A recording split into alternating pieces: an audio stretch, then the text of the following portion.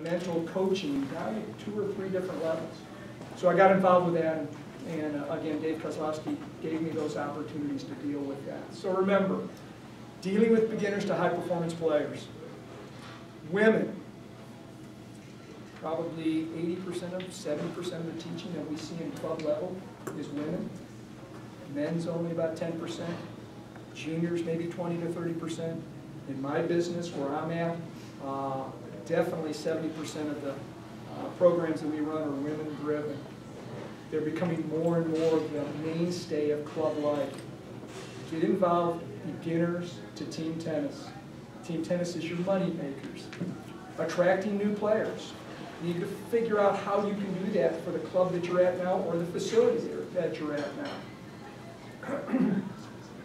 Get involved with team tennis with women. Get involved with local leagues with women. USTA, very big nationally. It's gigantic in Greensboro.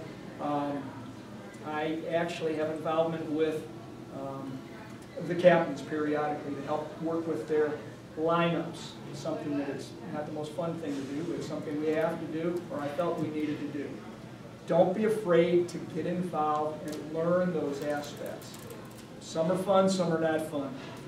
Men, again, about 20% of your business is going to be men. I'd be surprised if it's much more than that, at least in the club business for sure. Again, try to figure out what's good for them. Get involved with it. Cardio tennis, drills and play, competitive play with them. We run a Wednesday night men's night every week throughout the year during the good weather. And I actually make my pros go out there and play with all the different levels of the men. We have 56 men that play every Wednesday night, usually 40 to 48. Depends on which Wednesdays show up. But I throw my pros out there when we have odd numbers. And there'll be some weeks that I put them with the best players at our club, which are 5.0s and 5.5s, past college players. And I put them out there with the 2.5 players so they know how to relate to someone that doesn't know how to hit a ball real well.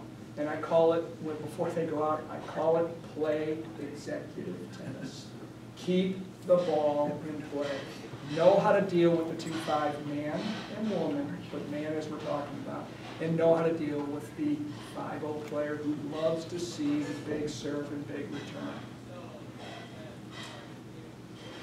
Most important part of dealing with these 4 facets, I believe, is the programming side. Do whatever you can to get involved on that level where you're at now in the programming. Events, secondary to the programming. Again, I talk about getting involved. Adult-themed socials, and at my club specifically, we run a ton of just fun socials, and most of them are themed. I just ran one a month ago. Martini mixer. First time I've ever done a martini mixer. We've always done the margarita mixer, and we've done some other themes in reference to holidays. But I thought, you know, it'd be fun to throw a martini mixer on it. It was really successful. Not because I ran it, it's because I threw my pros out there, and they ran the martini mixer. We played games. We did some crazy things with orange balls and green dot balls, and the couples that came really enjoyed the fact that we did something different than the norm, round robin, switch every 15 minutes. Think about those socials that you do. Resume builder. Events to prepare for. Your adult events. Cardio tennis, mixed double clinics, summer night leagues, women's play night, men's play night. Senior clinic day, senior play days. I can go through a ton of these. I just thought I'd throw some out at you. We do themed events, social events once a month, sometimes twice depending on the year. Again, get involved in doing that. If you're working for a director and the director says, you know, I'm ready to run this tonight, jump in. Can I help? What can I do for food and beverage? What can I do to prepare? What can I do to help? So you get an opportunity to learn all the different facets of the socials. Juniors. I don't know why I even bring this up, because I think so many times tennis professionals are the ones getting thrown in with all the junior social activities. And I'm one of those that does it too. The first thing I do is, we need to have a pizza party Friday night. You guys run it, I'll set up the pizza, let's have it happen. But I still think you need to be sure that you're running unique junior social events. Whatever they may be, an ice cream afternoon, play days. Again, off the top of my head, I can't think of a lot of them. You guys I know can think more than I can. But think about getting involved with those socials so you know on your resume, you can put that on there that you had some involvement with social events. Running tournaments, going to tournaments. First of all, running tournaments. Back in, again, 30 years ago, 30 plus years ago, we used to run 2 events at Mount Brixton Tennis Club where I was at in Birmingham. We ran the Southern Open Boys and Girls 16s, Southern Open Boys and Girls 18s. We also ran a pro event. Very involved. When we ran the 16s and 18s, I was there as an assistant first. And again, I followed, I shadowed my mentor at that time, Dave Kozlowski, to understand how to run a major event from beginning to end. Housing, food, preparation, entry fees. How do we get them? How do we put them in? How'd you seed? How'd you set up the draw? How'd you take care of the parents when they came in? Did you do welcome parties? I did. I wanted to be involved in every part of those tournaments. Again, so when I walked away and became a director, I knew I had that opportunity to explain that in my interviewing process, that I had that chance to be involved with everything that may come up in that director's job or future director's job. Going to tournaments. I think that's as valuable as running a tournament. I say that is because the more tournaments that you go to, the more exposure you're going to get in how a tournament's run, good or bad. What do they do to that tournament? What's their preparation? Are they giving out gifts? Are they taking care of the parents? Are they doing something for the juniors? How long is it? How they do the draw? Find out everything you can about that. Again, for the purpose of knowing that when you go on to be able to run something yourself. Adult tournaments, same way. A little different for adult tournaments. And again, I run club championships and club tournaments at my club. Some are successful and some are not. Club business today, it's kind of hard to get club championship events going. When you run or when you're involved with any kind of adult activities, they're looking for the social side. Are you doing a cocktail party prior to the event? Are you doing a dinner or social during the event? Are you feeding them lunch? Are you doing a continental breakfast? What kind of event are you running, or what kind of activity are you doing when the event's over with? Are you doing awards? What kind of awards are you going to do? Adults, again, I think they expect more on that social side, at least at a club level. So know what you'd like to have, know what you'd like to do. And again, I say this when running, getting involved with tournaments, shadow and follow the individual that you're working for. How many people here know about soft court maintenance? How many people really understand what your daily, weekly, monthly, and yearly opportunities, opportunities, things that you have to do for soft court maintenance? 2 or 3 people.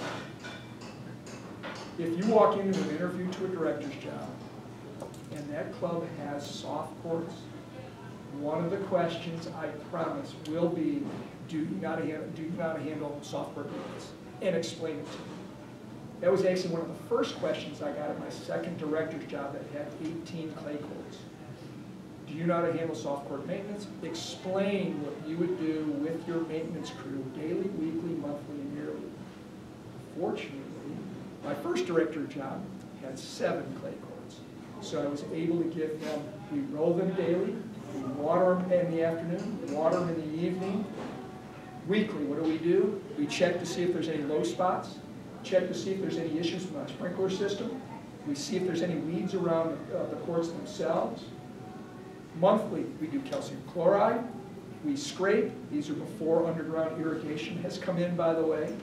We scrape, we top dress, we keep them up on a 4 to 6 week basis. And yearly, what do? Well, you know we have to take off all the material. If we have to reline, we'll do that after we drop down our yearly material. No, you've got to do that. Can I just add one thing to that? Building on that too, you guys, make sure you know there are different routines for the sub-irrigated courts and the standard hardship clay courts, because they actually are quite different. I've just actually been lucky enough to have underground irrigation the last 8 years at the facility that I've got. If you ever get an opportunity to go to a club that has underground irrigation, love it. You don't have to do anything. I mean, it's tremendous. If you go to, it is. You really don't. You don't roll them much. You don't have to top dress much. It keeps green. You don't lose the material. Again, I don't want to talk a lot about soft court maintenance. If you go to a facility that you interview at that has hard courts, you sure have better know how a hard court facility is taken care of in reference to the daily or weekly, which is getting rid of the leaves that there's around. Be sure that everything's nice and clean around the area. You know, you should be washing your hard courts periodically. I used to have a hard court facility that once a month we'd use a pressure washer to clean our courts off. We want to be sure they were looking the best that any place had in the city. Know about your cracks. Know how you can fill cracks. Not real hard. At least I didn't think it was. Know that your facility probably, if they're in their budget, that you'd like to have them resurfaced anywhere between 3 to 5 years. Again, that depends on where you're at. But again, in an interviewing process, you want to be sure you have some knowledge of knowing what to do with a hard court. Pro shop merchandising. I own my own pro shop, and the pros that I have work for me get some learning on racket, shoes, and clothing. What rackets do we carry? How do they play? What's involved? They learn the vendors' names. They get some information from those vendors about rackets. Shoes, same thing. Get out there and read a little bit about what these products offer. Racket, shoes, clothing, and accessories. Again, I try to do my best to create knowledge for my teaching pros for this, but I turn around and tell them, listen, I can only give you so much. Don't be afraid to get online and read about the products. Biggest money makers in your pro shop. I told you I'd go fast. Biggest money makers in your pro shop. Anybody can tell me? What is your biggest money maker in your pro shop? Now tell me, directors. Biggest money maker in your pro shop. Anybody? No? Darn right it's stringing. You buy string at $5 and you charge them 25. And if you're doing the stringing, you just turn 20 bills. If you have somebody else string, and all the facilities, because I was on the court a lot with most of the facilities at the club that I'm at now, I actually have 2 facilities that I have to manage, so I travel between the 2, so I don't have time. I pay someone, I hate to tell you what I pay them, not a lot. I pay them $7 or $8 depending on the quality of what they do per string, per racket. It's very cheap. I can get away with it. It's in Greensboro, North Carolina. That's pretty much the standard. Some pay 10 around the area, but I can get that because they're all also have a salary in there, or they're on an hourly wage. So not only making $8 per pair, $8 a racket, they're also on the clock usually when they're stringing. Without a doubt, know your money makers when you're in a pro shop. Display. Learn about displays. I have an individual that's a merchandise manager, and I hired this person actually just 2 months ago, who worked for Bell for 8 years, and all her job was displaying merchandising. So I've given her the responsibility now. I had someone before for 15 years that did that. So when a pro asks me about displaying, marketing your products, I actually kind of push them off to my merchandise manager. But I think it's something that you at least need to be aware of and how you can market products and how you display products. Displaying products are big in reference to how you make sales happen. Advertise, market your products, and I tell them to use this. This is what you want to be involved with. Newsletter, Facebook, emails, and word of mouth. Those are the 4 things that you can do to advertise your product. I'm going to get off the tangent here a little bit in reference to resumes and having people know who you are. Matt mentioned something about Facebook. Said be careful of what's on your Facebook page. I'm just the opposite. When I'm looking for a tennis professional, if I find a professional that doesn't have a Facebook page, that throws me a red flag. it tells me that there's some reason why he doesn't want his information out there. My question is why? So if you want to get out there and be known, don't be afraid to have a Facebook page. Just be careful what you put on the Facebook page. But I think it's important to be as marketable as possible. All right, other interest, involvement. I say this all the time to my teaching pros that are with me. You want to become a director, you want to build your resume, get involved in other interests. And I go back to social media. I'm going to use it as the last part of this. Outside tennis interest. Get involved in charities locally. Again, resume building. Get involved in local leagues. I get all my guys involved in our local junior league because that's one of my passions, I want to say, in Greensboro. Is I want to continue to build junior tennis in the city of Greensboro. So I get them involved, and it helps our program actually in Greensboro. Community activities. Doesn't always have to be tennis driven. It can be something other than tennis, but get involved in community activities. Involve yourself in the USPTA or the USTA. I'll put that as an extra in there. Somebody like Marley here, and I'm using Marley as an example, who has really put herself out there to do other activities, this workshop being one of them. She now has an opportunity to put that on her resume and talk to people about that as she moves forward for her next job, hopefully as a director or a head teaching pro, or someone that may want to come to Greensboro Country Club down the road. All right, looking for the right job. As you've gone through these four facets, hopefully all four of those will be something that you have a little bit or a lot of knowledge of, getting yourself ready for the right director's job. Preparing a quality resume, I am not going to say anything about that because Matt just did that. Highlight your best assets, be different. When I say be different, Matt told you briefly about how many resumes we get as directors when we're looking for staff. Every time I've gone through, and again, if you guys have been on Find a Pro, you have seen my ad out there at least once a year, probably the last 10 years. I've been looking for pros a lot because I keep pushing them out of my front door for head teaching pros or directors' jobs. But when I look at a resume, and when tennis committees, searching committees, general managers look at resumes for directors, they're looking for something a little different. They get 100, they get 150. I get 70, 80 every time I advertise. So I'm looking for someone a little different. The same old doesn't make it for me anymore.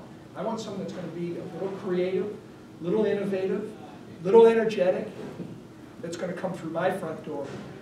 And clubs are looking for the same thing. They want to be a little different. They want to be exciting to their members. They want to be creative with their members. So they're looking for the tennis pro that can bring the extra out there. Research the club that you're interested in. Matt brought that up. There's a reason for that. You want to walk in and know about the facility that you're going to interview for. Walk in without much information. You're going to walk out really quickly, because I guarantee the searching committee will not want to even talk to you if you don't have knowledge about what's going on with the club. Making contact to the searching committee chairman. Again, I use that as reference. If you remember what Matt said, you send a resume in, and how many days before you make contact after you send a resume? He said 5. I think 4. I want to be sure they got my resume. I want to be sure they know who the heck I am.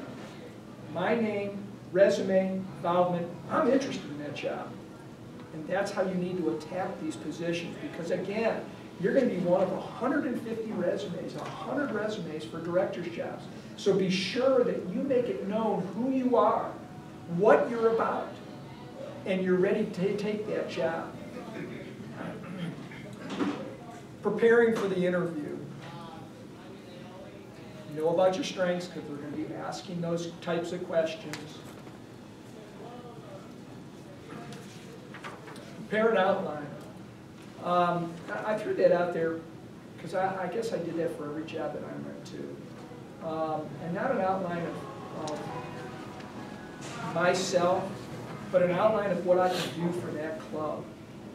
I can bring a better junior program. I can bring a development of your women's program. I can bring a definite increase of social activity. Be sure that you got confidence enough that you can pull those things off, but be sure that you have information, written down information that you can give them. Be specific. Your programming and events, here's where I said that I did this in every job, actually every director's job that I went for. I actually I put a brochure together that actually had the club's name and all the activities that I was going to bring to that club, that I handed to every person on that searching for me when I went in for an interview. So I said, Greensboro Country Club, as I used. I had a brochure. I knew exactly how many people I was going to be in front of, which was 6 at the time I interviewed for that job. I handed every one of them a brochure that said Greensboro Country Club tennis program. It's a threefold. It came out. It gave a complete explanation of all the junior programs, all the women programs, all the men programs. I gave them a handout of all the social events I wanted to run. Here you go. This is what I can do for your club. List the events. Practice your answers. You know, there are basic questions out there that everybody asks in an interviewing process. What are your goals in the next 5 years? What can you do for us in the next 3 years?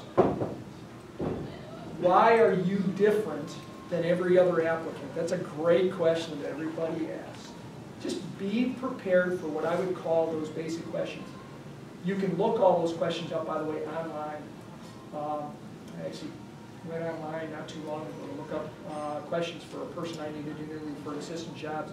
And one of the online information was the top 100 questions that are asked in interviews. And I just pulled 3 or 4 of them out that I needed for my assistant's job that I was getting an interview for. So don't be afraid to ask the director that you're looking for to sit down and do a mock interview. I do that for all my assistants. I'll sit down and say, okay, I know you're going to be looking at a job in Charlotte with Matt Wagner. Before you go down there and interview, and we're going to go upstairs, we're going to get away from everybody, and we're going to do a half-an-hour mock interview. And I'm going to throw you certain questions that I think may come up. How do you handle software maintenance? How do you handle our junior programs? We're not real successful with our women. What can you do to develop our women? We have no men playing. What's going to happen to that? What can you do for us? Those are questions that are constantly going to be asked. Be ready for the curveball question. Every interview that you will get as a director, there will always be one curveball question. And the reason why is because there's a reason why that job is open. Usually, committee gets together. They kind of figure out their game plan of what they're going to look for in a tennis professional.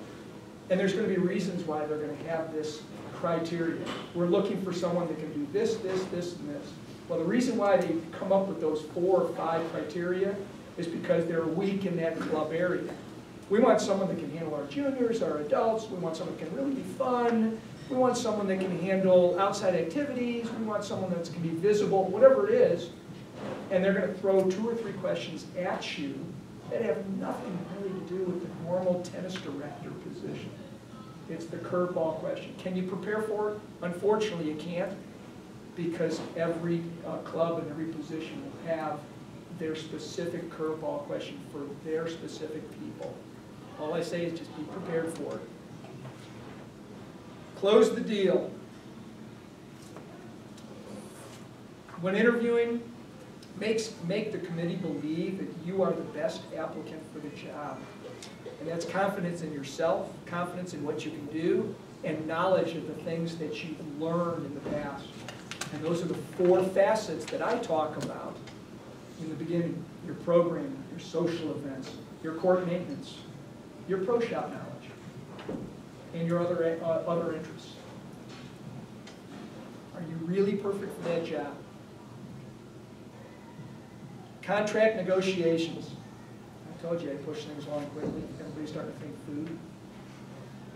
I did a seminar on contract negotiations, and I pulled this information out. And I said in the beginning of this, first time, only time. When a club has finally offered you the position and you're ready to take that position, this is the first time and only time that you'll be able to really negotiate your contract and ask for what I call the world. Because they want you now. They've made a decision, they want you. And they'll give you the information of the general compensation package. Here's what we can give you. And it may or may not be exactly what you're looking for. Don't be afraid to ask for more. Within reason. So the things that I have put down, these are not everything that you should be asking for. Or at least for your first director's job. So the club again wants you, ask for what you're worth. Salary and retainer, what exactly is that going to be? Are you comfortable with what they gave you in that salary? Do you feel like you need to offer or ask for more? That's the counter, by the way. Yearly evaluations, that should be in your contract when you sign and ready to go for a director's job. You should always ask for periodical evaluations. If you can't handle evaluations from your directors, which is your management and or your tennis committee, you shouldn't be in this job, someplace else. You need to be sure you're ready for those. Good or bad, you need to prepare for those evaluations. Percentage of lessons. Some clubs work out different percentages. Know what you're going in for. Know that there's a possibility down the road that you can ask for a little more percentage of the lesson income if they don't give you 100%. We're going to give you 70%, we're going to take 30%. That's great, but how about in 3 months when I prove that I can build a program, let's go up to 80%. And in 1 year, let's go up to 90% because I'm going to make you this much money. I'm going to put in this much time. Some facilities already give you 100%. Percentage of pro shop, whether or not you own it or the club owns it and you're involved with the pro shop, don't be afraid to ask for a percentage. I'll help you sell this, this, and this, but it'd be nice if I could get a 10% cut of profits, 5% cut of profits. Again, I own the pro shop, so I get 100% profits. Medical and dental. Today's world, medical, unbelievably important. That should actually be second on your list in what you're going to ask for. Some clubs have the ability to offer that, some clubs don't.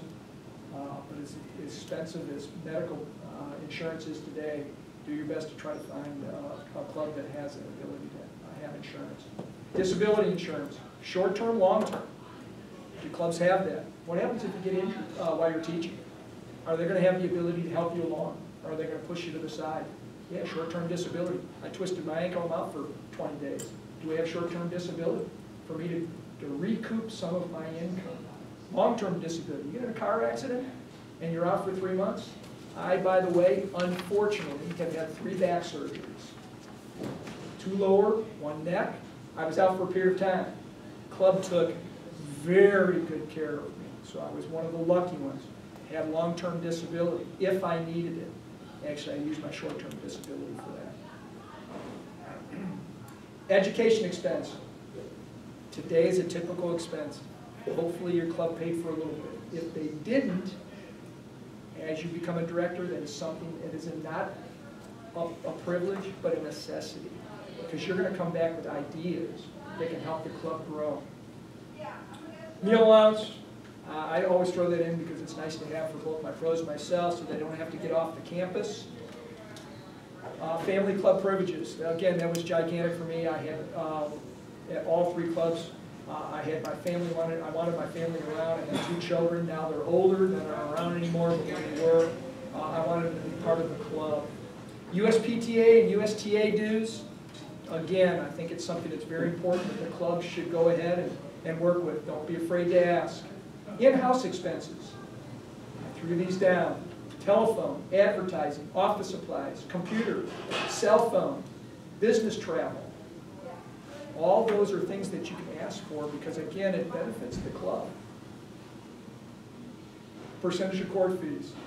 I don't know if anybody gets that, but I thought I'd throw that in there. Does anybody get a percentage of indoor court fees at all? At an indoor facility? Outdoor court fees? Interesting.